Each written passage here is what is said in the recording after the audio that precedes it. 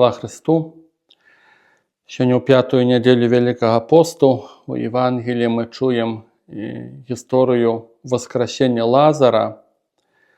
І, канешне, не буду чытаць этот урывак Евангелія, он даволі вялікі, але часта гэты эпізод яго параўноўваюць з воскресеннем Хрыста.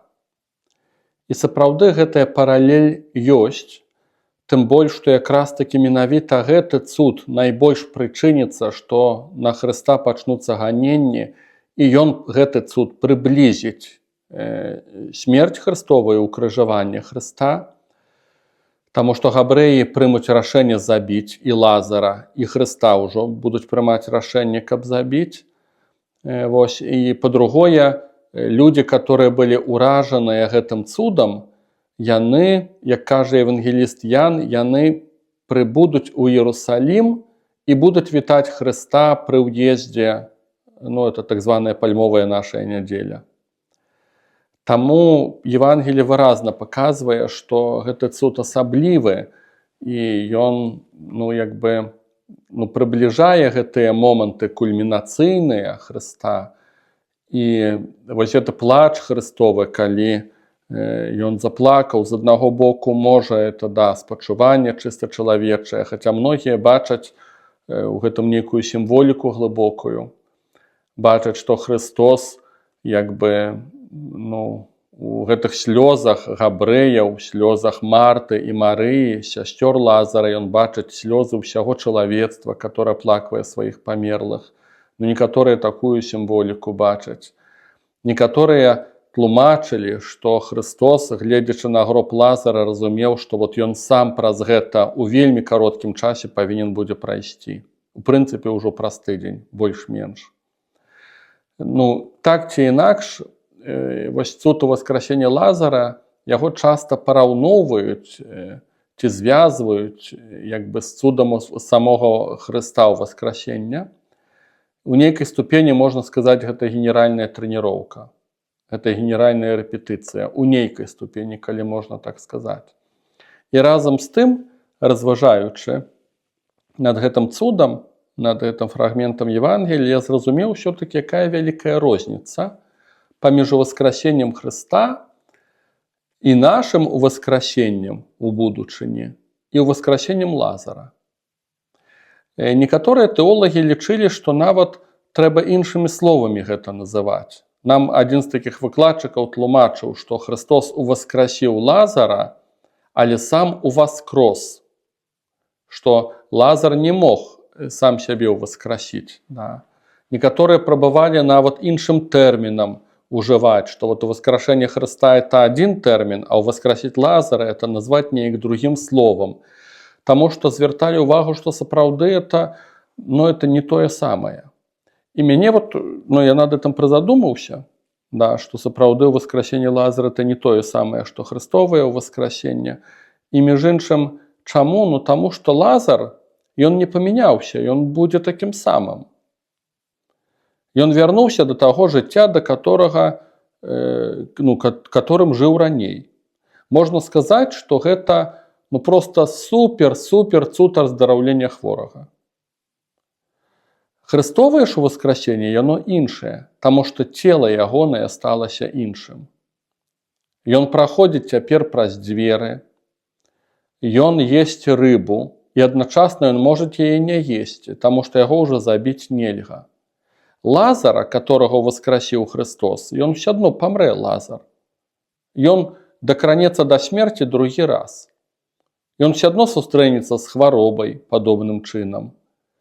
Ён ўсё адно вымушаны будзе пазбягаць праблемаў, павінен будзе есці, грэць сябе, старацца, каб не захварэць. Карацей, ён далей працягвае тое самае жыццё, якое вёў. Калі Христос уваскрэсне, это ўжо будзе зусім іншае жыццё. Калі мы уваскрэснем, спадзяёмся, ў гэта верым, то Бог нас увядзе у зусім іншы вобраз жыцця. Ён не проста аднавіць нас да таго жыцця, у которым мы тут пражываем. Ён увядзе нас у нешта зусім іншае. Таму для мяне асабіста увогуле цікава, што нават у хрысціянскай традыцыі ці містыкі, ці ў прыватных аб'яўленнях нехта памятаю звярнуў на это ўвагу. Цікава, як шмат ёсць такіх розных прыватных аб'яўленняў, што чакае душы ў чыстцы, і нават пра тое, што будзе ў пекле, а чаму так мала такой інфармацыі пра тое, што будзе ў Царстве Божым. А так шмат людзей туды, па ідэі, пашло. Чаму вот Гасподь не дазваляе, каб пра гэта казалі?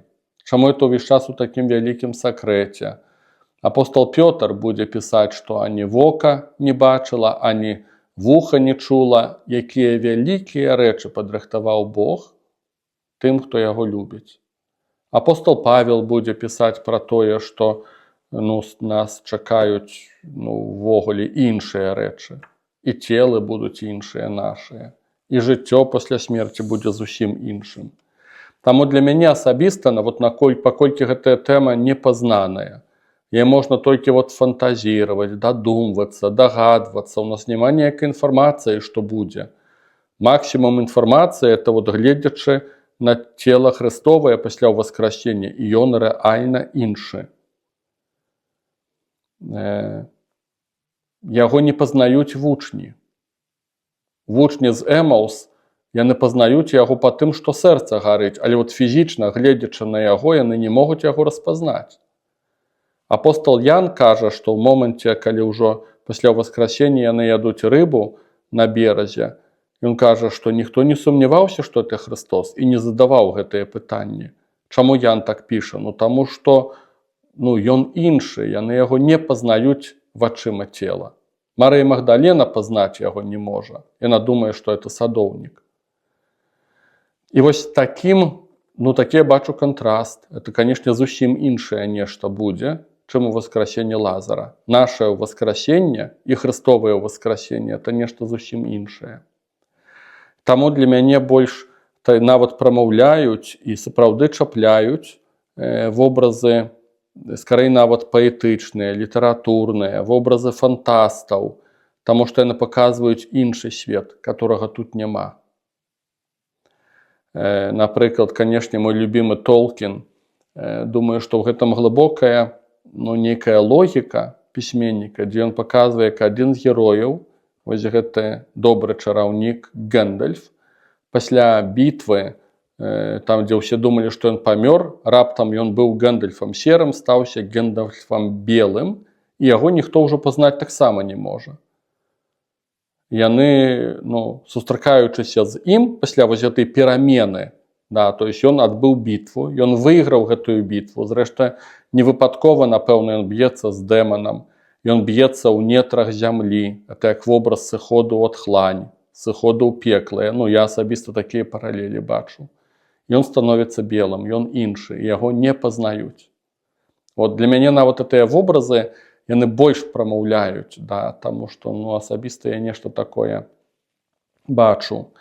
Я заўсёды сам сабе здзіўляўся, што з гэтай літаратуры мяне уражвала тая ж самая «Дверь в стене» Герберта Уэллса, дзе чалавек адкрывае гэтую таямнічую дзвер, і ён там бачыць жанчыны і пантэры. Для мяне это як вобраз прарока Ісаі, што надыдзе такая месіянская эра, калі нават звяры не будуць чыніць крыўды. Леў будзе пасціся разам з быком ці з нейкім са звяроў. Змея нават крыўды ніякай не зробіць, пантэра не зробіць ніякай крыўды. Чаму? Таму што памерці ўжо не можам. Ад голаду ніхто не памрэ, ад смагі ніхто не памрэ, згарэць ніхто не можа, звяры з'есці таксама ўжо не змогуць нас. Такое цела мы будзем мець. А значыць, можна будзе спакойна сядзець з пантэрамі, як піша Герберт Уэллс. У гэтым садзе можна гладзіць гэтыя пантэры і нічога не баяцца. Ці, напрыклад, канешне, ў захапленні ад вобразу хіжаны. Просто як это зусім як іншы свет паказаны, як чалавек бачыць Тройцу. Христос з'яўляецца садоўнікам, Дух Святы садам займаецца, там дом, там Бог Айцец, ён гаспадар. І рэальна так бы б хацелася нешта такое трапіць.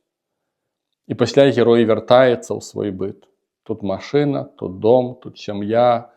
Вот. А там як все одно як іншы свет зусім. Это Лазар вярнуўся да свайго быта, а там, пасля нашага ўваскрасення, будзе зусім іншы свет. І я казаў уже не раз і дзяліўся, што адзін з маіх любімых твораў у дзяцінстве – это «Приключения Незнайки и его друзей». Вот. І для мяне это жарты жартамі. Конечно, это дзіцячыя казкі. Але я раптам не здзіўлюся, калі раптам Бог дазволіць вот нешта такое ў такой казкі вот просто ў рэальнасці жыць. Конечно, это фантастыка, да, але я не здзіўлюся, калі Бог вот так вот возьмець і дазволіць у нейкім такім казачным горадзе жыць, дзе будзе много сонца, да, дзе твае мары будуць ажыццяўляцца. Такі фільм ёсць «Куда приводят мечты». Там рай показаны, ну, мастак, ён бачыць гэты вобраз рая, это ягоныя карціны, это ягоныя вот мары, яны ажыццяўляюцца. Это ўсё такое пёстрае, жывое, радаснае, і ўсё становіцца рэальным. Тое, што было абсалютна нерэальным, яно становіцца рэальным. Таму я абажаю фантастыку, фільмы пра іншыя планеты, таму што чамусьці мне выдаецца, што это ўсё не выпадковае, да, што вот, ну, жыццё пасля смерці, оно будзе настолькі іншае, чым тут, настолькі іншае, што нам нават цяжка это ўявіць, як на самой справе ўсё это будзе выглядаць. І гэты вобраз Іллі прарока, который вяртаецца на вогненнай калясніцы, я думаю, цалкам рэальны. Што можна будзе на такой калясніцы па небе палётаць. Я думаю, что это цалкам рэальна, таму што правілы фізікі і хіміі не будуць дзейнічаць, а целы мы мець будзем. Зусім іншыя, непазнаныя нам. Гэты момант смерці, разважанне пра смерць, пра ўваскрасенне, я, канешне, маю падазрэнне, што не факт, што я там нейкія разважанні запішу на Вялікдзень. Вось, там ужо цяпер разважаю в этом кантэксце, што момант смерці, канешне, для нас ён трагедыя. По-людску. Это мы галосім, таму што для нас это, ну, канец усяму. Нам цяжка ўявіць, што нешта іншае можа быць пасля, што это можа быць пераход з жыцця ў жыццё. І таму мы галосім, таму мы расстрайваемся, таму для нас трагедыя. Я вельмі люблю гэтую ідэю Толкіна, который показывае ў сваіх творах, і «Хоббіт», і «Властелін калец», показывае момант смерці, які перажываюць эльфы, яны адплываюць за мора. І цікава, што не толькі эльфы, але таксама і хоббіты. Это вобраз, канешне, людзей, вобраз англічанаў. Многія кажуць, што ў «Хоббітах» Толкін хацеў паказаць сваю нацыю, свой народ. Вось. І галоўныя героі, яны ў прынцыпе ўсе разам з эльфамі, яны адплываюць за мора. Гэта на пачатку будзе Більба, пасля будзе Фрода, а дапаўненне Толкіна, альбо Сільмаріліон, альбо яшчэ там нешта, будуць казаць, што нават Сэм, чарговы герой, ён таксама будзе, пасля ён не будзе шчаслівым у гэтым жыцці тут на зямлі, ён таксама будзе хацець адплыць за мора.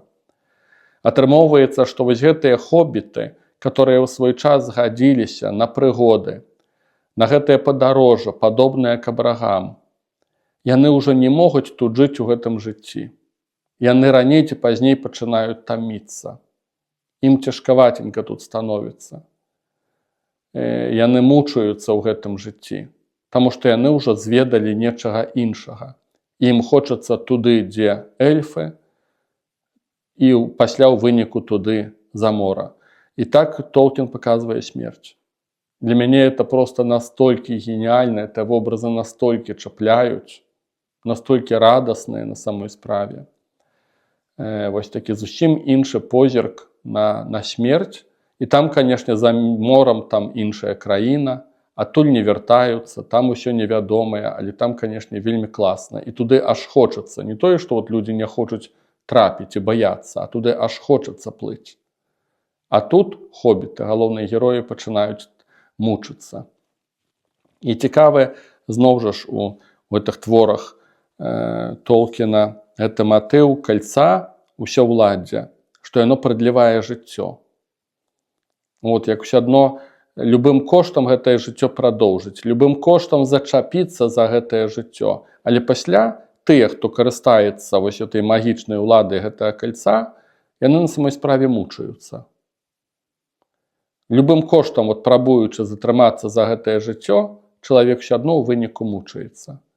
А можна прасцей проста вот адыходзіш туды, дзе мора, дзе светла, дзе класна, дзе любячыя твае. Таму дзіўна, да, дзіўна. Вот для мяне таксама это пытанне, што чамусьці Гасподзь нам не дае яўных адказаў, як там будзе. Але, напэўна, нас чакае зусім не тое, што чакала Лазара пасля ўваскрашэння. Нас чакае нешта невядомае, нешта класнае, нешта суперскае. І да, Бог сапраўды падрыхтаваў рэчы, которые ні вуха не чула, ні вока не бачыла. Пахвалёны Езус Христос.